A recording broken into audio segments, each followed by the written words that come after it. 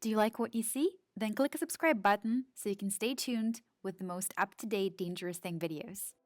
Hey guys, DT here. Welcome back to my channel and welcome to a brand new episode of Clash Royale. If you'll be enjoying this video, by the end of it, make sure to smack that like button really hard and leave a comment if you have anything to say. So in this episode, we are jumping in and doing something a bit different. I'm experimenting with a deck, and this deck was partially inspired by a friend of mine, Mr. Game Hunter, so you can check out his video on a control deck of a Bandit, Electro Whiz, and a Miner. So I was kind of inspired by that deck, but I wanted to make a few changes because I honestly don't think that that combination worked out for me really well in combination with the Bandit. So I made a few changes, but as you can see, this deck is really solid because there are multiple things about it that are really wonderful in terms of defending. So we got ourselves a Furnace, which sends out those lovely fire spirits, but we also have ourselves an Inferno Tower in case something super tanky is coming at you, like a Golem or a Royal Giant. You can definitely use it and try and protect yourself,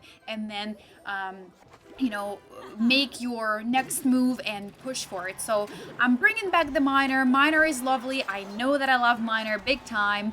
Miner and I basically meant for each other, right? Because Miner was on my channel for such a long time, one of the biggest features in the Lava Hound deck. So I thought, well, why not? So over here, I'm also bringing the Princess back. This is kind of like a kicking it back. Is it Thursday? Throwback Thursday episode, I guess.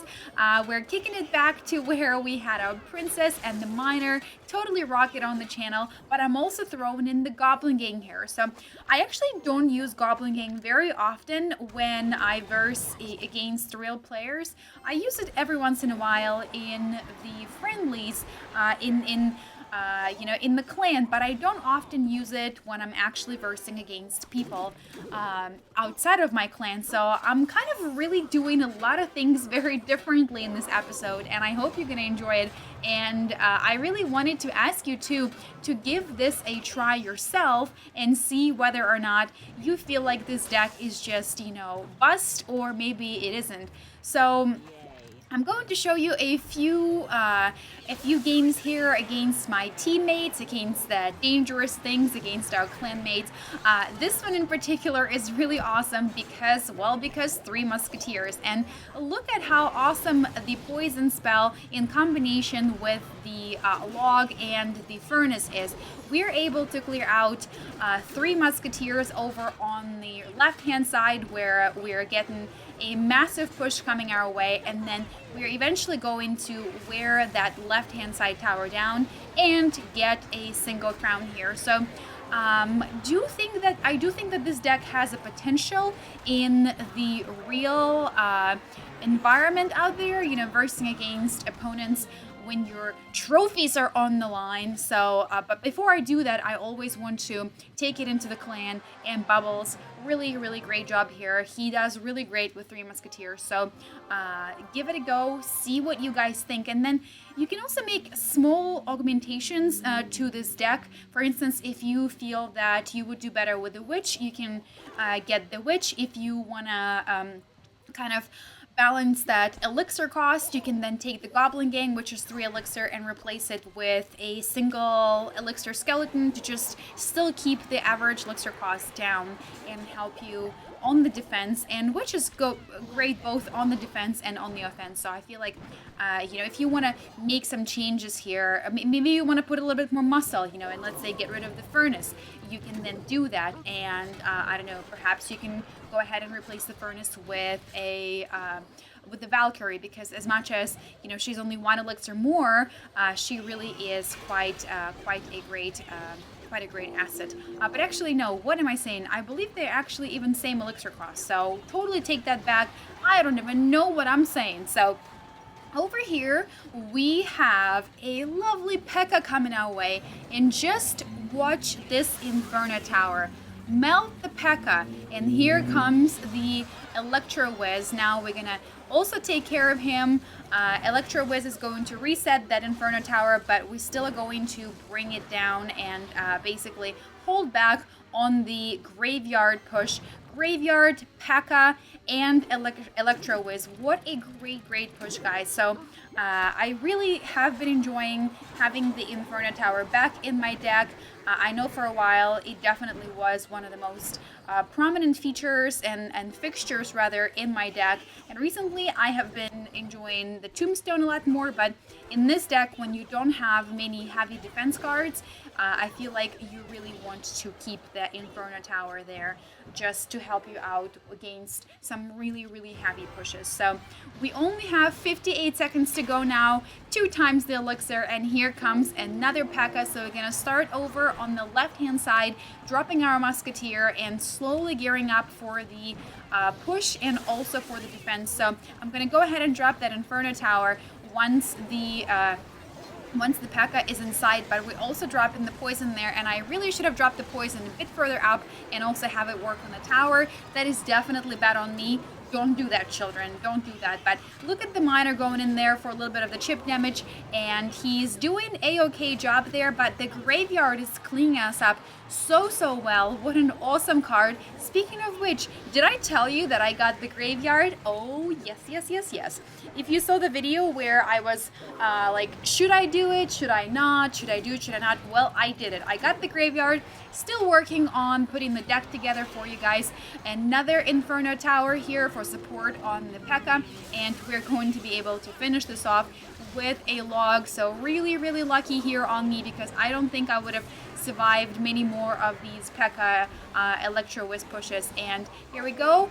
We're gonna finish with a poison. Also, poison, when it initially came out, was definitely one of my favorite cards. I really would love to have it on my secondary, on my mini account, but I don't have it, so I have to do what I have to do. Now, I'm also going to show you guys one of the games where I wasn't so lucky and I didn't win. So here comes Honda, and Honda basically got the best of me. So I'm going in with the exact same deck. It is my Miner, it is my Archer's Poison, Inferno Tower, Furnace, and my Goblin Gang. But let's just see what happens here. Now, I kind of spoiled it for you a little bit, you know, no spoilers in the future, but this is the deck that I essentially am going to want to learn quite a bit from. So this is the really awesome Executioner Elite Barbarian deck, and Executioner, even after the nerf, is still such a powerful card, guys. And so we're taking a little bit of damage over on the left hand side, but we're also putting in the damage on both sides. And speaking of damage and towers, guys, I finally reached level 11 today, so my King Tower now is a tad stronger, and so am my Arena Tower, so I'm pretty stoked about that. And basically I upgraded my Goblin Gang, and that is what pushed me over the edge, and now I am level 11. So that's pretty significant, pretty awesome. I feel like I've been going up a whole lot against people with level 11 accounts. And yeah, this was really a great move on Honda's end there when he dropped his tornado. I think he wanted the miner to actually go up and hit up the crown tower, the king tower, and then activate the king tower. But hey, that didn't happen. And also, I think I may have made a mistake. I think this may be the winning game and not the losing game. So let's just watch this, guys, because I recorded this a bit earlier, and yeah, I may just be completely out of my mind. But there is one game here that I want to show you where DT did not do so well for herself. So stick around. You know, I'm never embarrassed to show you my bad moments when I don't end up winning. And here he comes, guys. Honda is melting that left-hand side tower with that P.E.K.K.A. So my only hope here is to drop the poison over on his tower and try to melt that and activate. Obviously activated the king tower as well, but hey, that's okay. I knew that poison was going to take the tower down, so I was willing to take that risk of activating the king tower. So we're preparing for a defense here over on the right hand side. Now, awesome takedown of my princess, and also you know, just taking out a whole lot of health on the musketeer. But here we go, guys. That baby dragon is putting in a bit of damage on the king tower, and now 17 seconds left. Otherwise, we're going into overtime. We need to get going here. So I'm going to go with the princess, miner, musketeer behind, and then save up that elixir for whenever he's pushing. Elite barbarians are going to clear up that miner. We're going to drop a poison there, kind of very conveniently in the spot so that the poison is reaching some of the troops if he drops them, right? But still acting on the tower. And here comes the P.E.K.K.A, guys. I need that Inferno tower so badly. Dropping the Inferno tower. P.E.K.K.A is going for Inferno, and Inferno Tower does not survive. We're lurking the P.E.K.K.A away using archers and the Goblin Gang, and basically whatever we can to drop before the P.E.K.K.A gets to that tower, because the second he gets in, like 2 or 3 hits, and that is basically it. You're bad news, you're old news, and you are gone, because P.E.K.K.A is so gosh darn powerful. So nice little defense here on my end, but I'm just really holding on here, guys, because he's got the Executioner, which is so OP. Even after the nerf, I feel like Executioner is just way strong. So once the P.E.K.K.A crosses the bridge, I'm gonna drop my my miner and just trying to wear that tower down. He's got his elite barbarians, guys, and he's got his minions, and he's got his P.E.K.K.A, and that is a really strong push there. I'm dropping the princess a little bit further out because he's got the he also has the tornado, and we are now in the final push here. And yes, Honda ends up taking me down. That is exactly the one that the game that I was talking about. I just kind of, I guess for a second was doing so well. I was like, I don't know, maybe I won here. So yeah, so then I go ahead and I actually jump into a regular game, guys, where I'm taking this deck outside of the clan and trying to see whether or not I will do a-okay or I will lose. And guys, I feel like I'm pretty straightforward with you. I do lose quite a bit. Like literally everybody loses, right? Sometimes people don't show you that they lose, but hey, we all lose, we all rage, and that's the beauty of the game. You can have a really bad streak where you lose like crazy, but then you come back from it, right?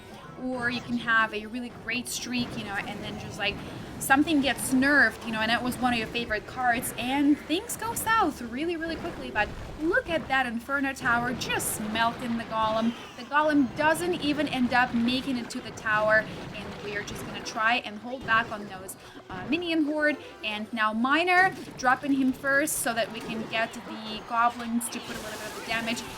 And my opponent is dropping the Electro Whiz. What an awesome defense there. My Musketeer gets 1 hit in, and that is about enough for me. So I actually feel like after playing this deck for a little bit, I do think that it does pretty well. I mean, maybe you can suggest some changes that you see, you know, certain things that are really weak about this, or certain things that are really good about this.